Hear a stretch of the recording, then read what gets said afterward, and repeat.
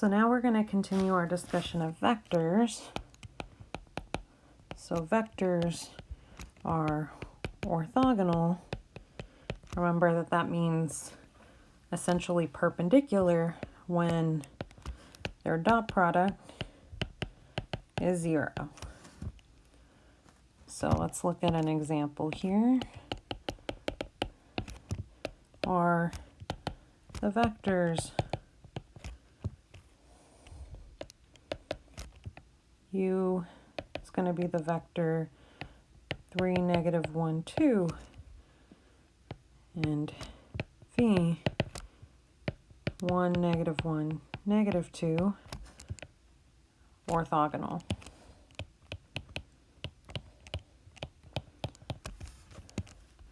Well, I need to look at the dot product of these two vectors to answer that question. So I get 3 times 1, negative 1 times negative 1, plus 2 times negative 2. So I'm getting 3 plus 1 minus 4, that's 0.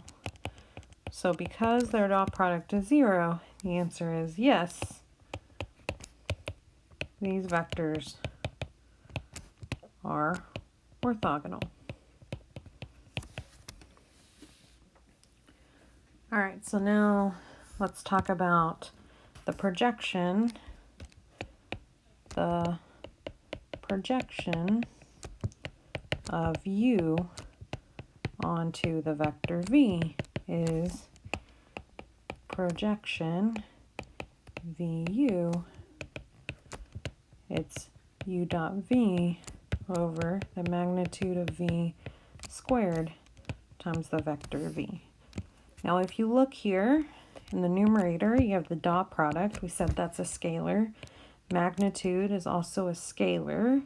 So this whole thing in the front right here, this is all a scalar times a vector. So in the end, the projection is a vector.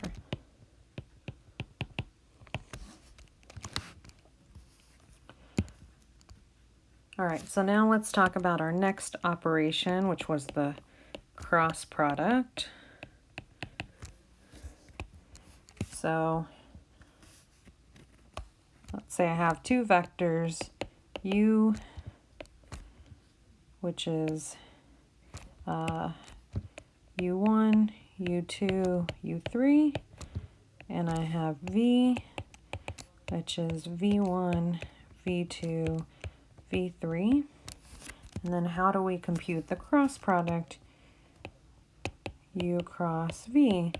Well, it's equal to the determinant of this 3 by 3 matrix, I, j, and k. And then you put u1, u in the first row, and then v in the second row.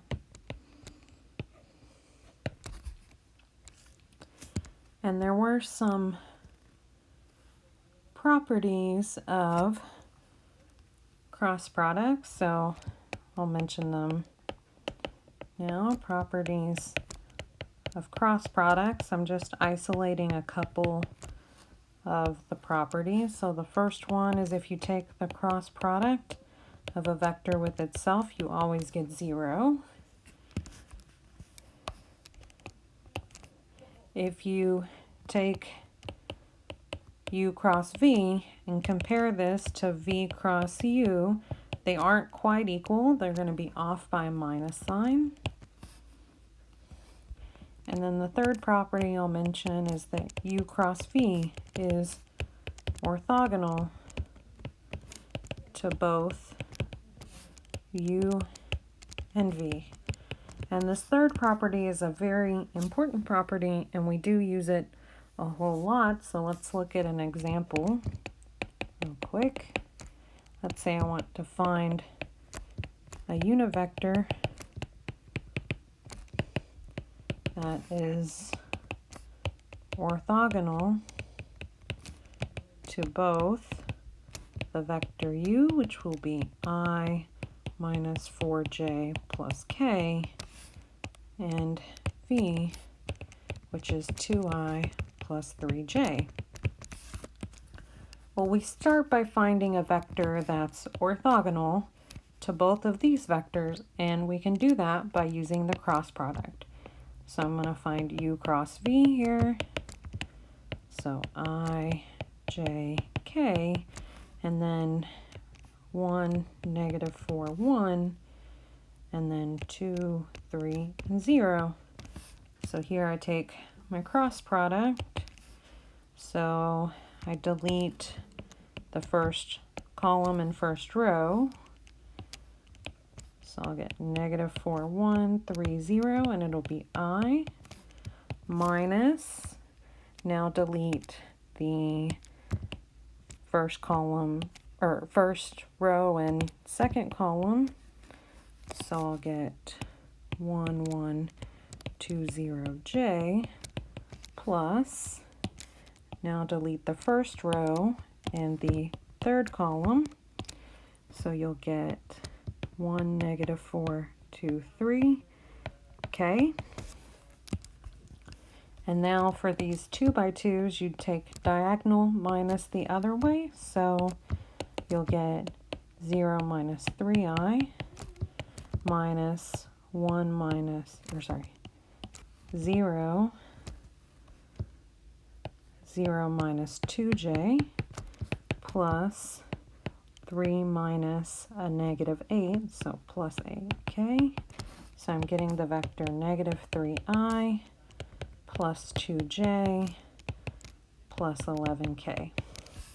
Now in the end, we wanted to produce a unit vector that was orthogonal to these two vectors. What we've done is produced an orthogonal vector, but this vector here, this is not a unit vector. So we're going to turn it into a unit vector by finding the magnitude of this vector.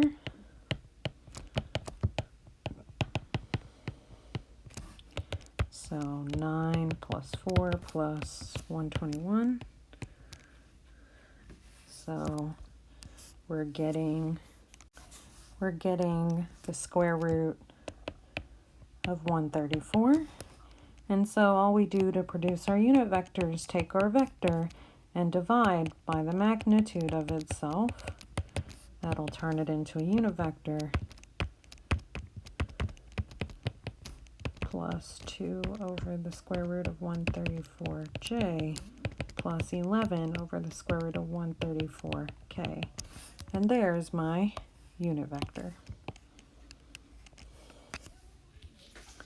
So then we talked about lines and planes after this.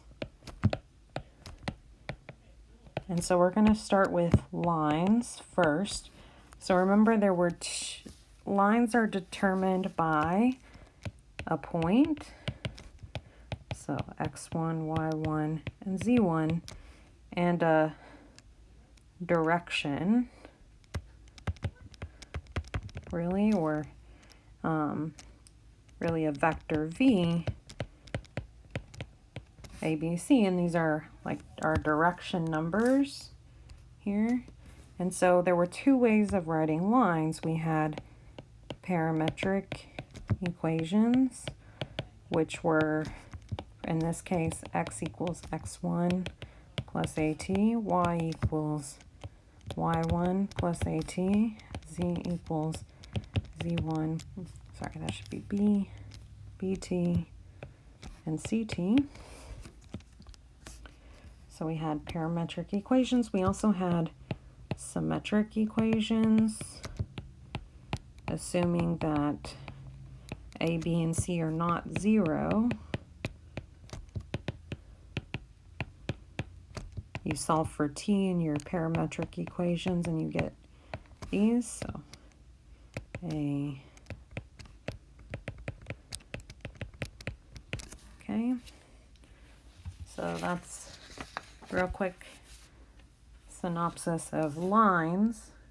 Now let's look at an example involving lines. So find a set of parametric equations of the line that passes through the points -2, 1, 0, and 1, 3, 5. So remember, we need two things for the equation of a line.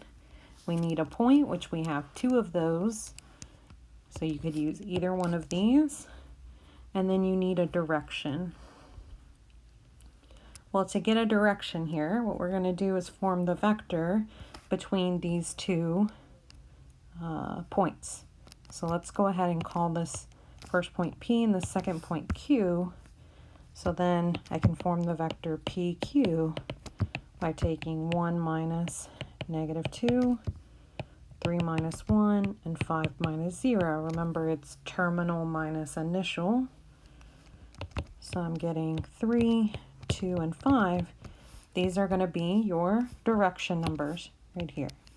So take this and then one of your 2 points. So I'm going to take the point 1, 3, 5.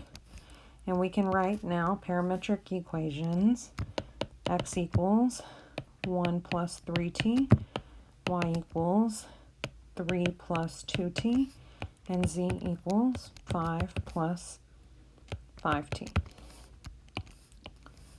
Now I will mention that when you're writing the parametric equations, your answer is not unique. So there are many different answers that you could write here for parametric equations of this line.